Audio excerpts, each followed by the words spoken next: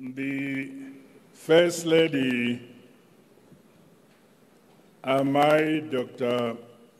Auxilia Mnangagwa, Your Majesty, King Mswati III of the Kingdom of Eswatini, Your Excellency João Lourenço, President of the Republic of Angola and outgoing Chairperson of SADC, Your Excellency Samia Hassan, President of the United Republic of Tanzania and the Chairperson of the Organ on Politics, Defense and Security Cooperation, Your Excellency Hakainde Hichilema, President of the Republic of Zambia and outgoing Chairperson of the Organ on Politics, Defense and Security Cooperation, Your Excellencies, Heads of State and Government and the Heads of Delegations, Your Excellency, Chairperson of the SADC Panel of Elders, former President Jakaya Kikwete, Your Excellencies, First Ladies here present, Vice President of the Republic of Zimbabwe, Honorable General Retired Dr. C. Julian Chiwenga, Vice President of the Republic of Zimbabwe, Honorable Colonel Retired KCD Moadi, the Minister of Foreign Affairs, International Trade, and Chairperson of the SADC Council of Ministers, Ambassador Frederick Shawa, Honorable Ministers and various political leaders of the Republic of Zimbabwe, Your Excellency, my dear brother, Elias Magosi, SADC Executive Secretary, Your Excellency, Executive Secretary of the United Nations Economic Commission for Africa, Ambassador Clever Gatete, Your Excellencies, Heads of Regional Economic Communities and international organizations who are here, Your Excellencies, members of the Diplomatic Corps, senior officials and delegates from SADC member states, distinguished guests, members of the media, fellow SADC citizens, may I express my profound appreciation to His Excellency João Lourenço, President of the Republic of Angola, for the astute and visionary leadership in steering our organization as Chairperson of SADC during the past year.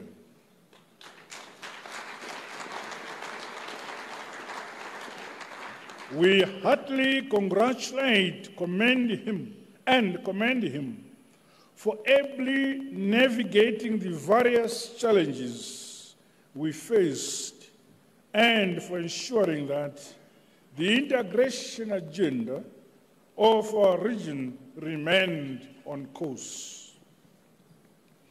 On behalf of the people and government of Zimbabwe, I take over the mantle of chairmanship as Chairperson of SADC with humility and grace.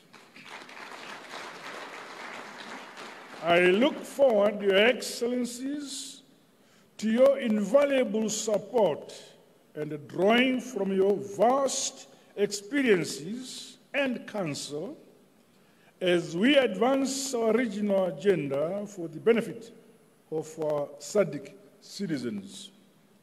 Allow me to also acknowledge the dedication and leadership demonstrated by His Excellency Mr. Hakainde Hichilema, President of the Republic of Zambia, in his capacity as the Chairperson of the Organ on Politics, Defense and Security Cooperation. The organ remains a critical cog in nurturing unity, constitutionalism, democracy, and the rule of law, as well as peace and security in line with the founding values, ethos, and principles of SADC. Similarly, I congratulate His Excellency Samia Hassan, the President of the United Republic of Tanzania, for her assumption of the stewardship over the organ of politics, defense, and security cooperation. Rest assured of my full support, my dear President.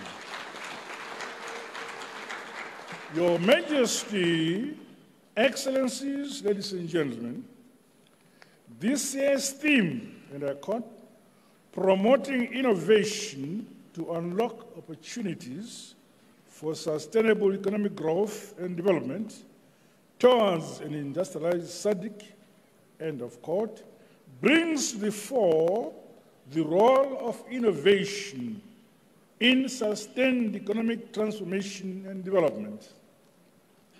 It is a clarion call for our respective countries to leverage the region's human capital to spur technology and innovation that will leapfrog the modernization and industrialization of SADC towards a higher quality of life of our citizens. To this end, it has become critically important and urgent to harness the potential of innovation to produce goods and services through value addition and beneficiation of our rich mineral and related natural resources. The peoples of the region fought for our liberation, freedom, and independence, as well as the economic value of our land and that which is under it. The time is now. We must realize maximum value from our God-given rich natural endowments. The importance of developing innovative strategies across all sectors of our economies to accelerate the realization of our collective development agenda cannot be overemphasized. This is more so as the fourth industrial revolution continues to impact and transform the way we operate and execute our work. Our SADC bloc cannot afford to fall behind in the new and the fast-changing frontier of science, technology, and innovation. These aspects are prerequisites for increased productivity and indeed the bedrock upon which other parts of the world, industrialized countries, developed on. Let us therefore match our aspirations set out in the SADC industrialization strategy and roadmap 2015 to 2063 with concrete and real actions. It is pleasing that the successful SADC Industrialization Week and Investment Forum provided a public-private engagement platform where participants discussed and shared innovative approaches. The 7th SADC Public Lecture also helped raise public awareness on the critical role of innovation in promoting and deepening the SADC regional integration efforts. Stakeholders across the region are exhorted to scale up people-to-people and business-to-business exchanges for enhanced synergies and collaboration. Our institutions of higher learning, the academia, scientists, and innovators must equally strengthen linkages to further drive the innovation, modernization, and industrialization of our region. In the case of Zimbabwe, We have set up several innovation hubs at all our state universities and related institutions of higher learning. These have achieved remarkable success in developing a sense of self-belief, skills, and competencies. Further, initiatives under the programs have transformed livelihoods, communities, and the economy as a whole through the production of appropriate goods and services for our people. The need to ensure that our youth and entrepreneurs, including women, fully embrace the technology and innovation revolution should be one of our key priorities in the region.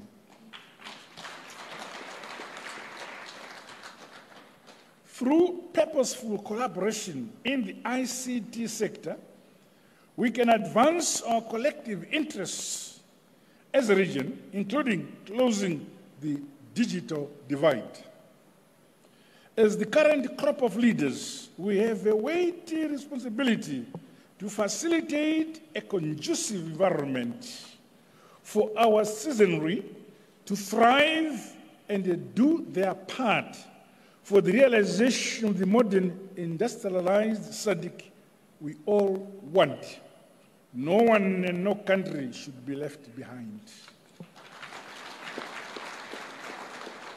Your Majesty, Excellencies and distinguished guests, the democracy, independence and freedom being enjoyed by the peoples of the region were paid for through the sweat, tears and the blood of yesteryear heroes and heroines, as well as sons and daughters of SADC. We have a sacred duty to honor them all by jealously guarding and defending our sovereignty and the right to economic self-determination as a people. We are a proud Southern African people with a rich history and a brighter future for ourselves. Let us never sacrifice our unity, solidarity, or African culture for political or economic expediency. Ultimately, the burden and responsibility to build our countries and the region as a whole for sustainable prosperity lies with us and nobody else, the great people of SADC. In Zimbabwe, our development philosophy is that it's better in Shona. I'll translate in English. In Zimbabwe, our development philosophy is that a country is built, should be governed, and should be prayed for by its own people. We say, Nyika inovakwa, igotongwa, igonamatirwa, never. Likewise, our region SADC will be modernized and industrialized by its own citizens through our individual and collective efforts. Those who seek to help us are welcome. However, they must do so on our terms, guided by our priorities and respecting our respective sovereignties. I therefore challenge my fellow citizens of the region to remain unapologetic and confident in who we are as a people and in our God-given abilities as a people. Through unity and hard, honest work, nothing is impossible.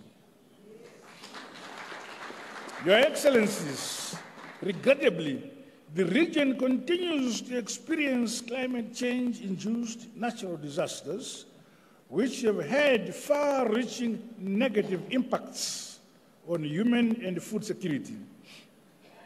In light of the lessons learned Investments in transformative agriculture and food systems must be scaled up. Through robust climate mitigation strategies and resilience-building mechanisms, we must continually strive to be a region capable of feeding ourselves.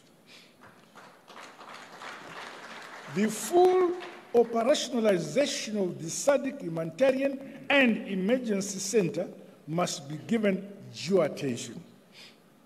During our wars of liberation, we shared trenches and our countries to dislodge the racist colonial regimes for the realization of our independence and freedom. Now, in plenty and in luck, in the good times and in bad times, we shall continue to stand as one united and indivisible SADC.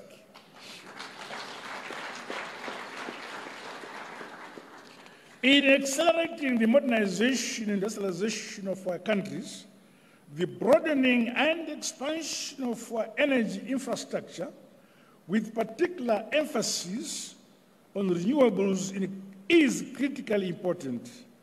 As developing countries, we contribute the least to global carbon emissions, and yet we are the most affected. In an endeavor to promote the green agenda, my government is broadening our country's energy mix. This has seen the generation of energy from waste, along with other renewable energy sources. One such facility which converts waste to energy is Geopomona Waste Management Plant. A visit to the facility has been arranged as part of our program on the 18th of August, which is perhaps tomorrow. Your Majesty, Your Excellencies, ladies and gentlemen, as I assume the chairmanship of SADC, I'm aware of the historic and momentous role played by our founding fathers and their vision for a united, independent, integrated, peaceful, and prosperous region. It is indeed most opportune that this fourth ordinary SADC summit is convening a few days after we commemorated our 44th National Heroes Day on 12th August 2024 here in Zimbabwe. We remain mindful that the protracted struggle for the liberation of our beloved motherland, Zimbabwe, would have never been realized without the support of our brothers and sisters in our region, as well as other progressive countries from beyond. We are forever grateful. It is in this unquenchable spirit that Zimbabwe is pleased to invite Your Excellencies and your esteemed delegations to witness the unveiling of the SADC Liberation Square, which is located within the premises of the Museum of African Liberation. This true story of our rich liberation heritage must be preserved and told to present and future generations through our own African narratives. For a people without knowledge of their history, their origin or their culture are like trees without roots. Earlier this year, our region was saddened by the passing on of the President of the Republic of Namibia, His Excellency Comrade Hage Geingob. He was a liberation hero, visionary statesman, and a pragmatic leader who served not only the people of Namibia, but SADC as a whole. A staunch defender of African independence, freedom and non-interference in our internal affairs, his unwavering commitment to justice, dignity, and equality will be treasured for posterity. May his soul continue to rest in eternal peace. Your Excellencies, Your Majesty, it is my humble and sincere hope that the SADC year ahead will enable us to accelerate the implementation of regional projects and programs. These include those related to cross-border energy projects, transport infrastructure development, as well as climate proofing, our agriculture, and growing our manufacturing, tourism, SMEs, among other critical sectors of our respective economies. As member states, let us double efforts through innovation to improve on our implementation scoreboard, while scaling up the regional industrialization integration agenda. None of our countries must be left behind. As I conclude, may I once again express my sincere appreciation to you all for your calls for the immediate and unconditional lifting of the illegal sanctions imposed on Zimbabwe by our detractors in the West. We strongly condemn the use of sanctions and other coercive measures as a foreign political tool against developing countries. By the same token, allow me to call for the end of the conflict in Palestine and appeal for the respect of United Nations resolutions on the two-state solution. Similarly, the independence of the peoples of the Western Sahrawi is long overdue. Zimbabwe is a friend to all and an enemy to none. We firmly believe in dialogue and diplomacy as the sustainable route for the resolution of any conflict or any disputes. We thus stand ready to play our part for consolidating peace, unity, security, and the stability of our SADC region, and silencing the guns on our African motherland continent. Going forward, as I humbly assume this chairmanship of our august bloc SADC, I want to assure the people of our SADC region that Zimbabwe will continue to advance the cherished founding principles, the values, the goals and objectives envisioned by the great luminaries and the founding fathers of our region. A luta continua, victory is certain.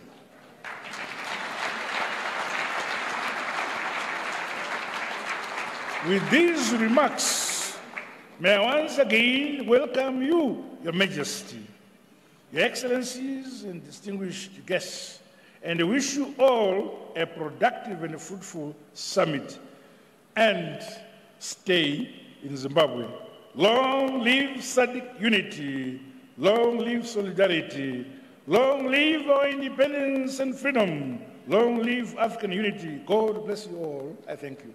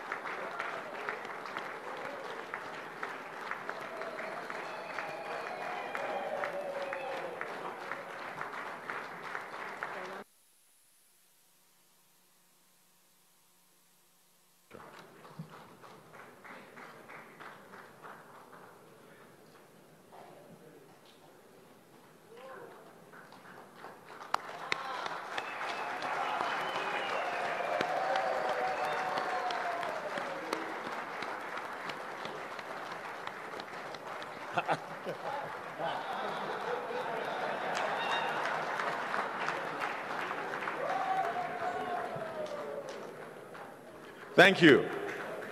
Thank you very much. We may take our seats.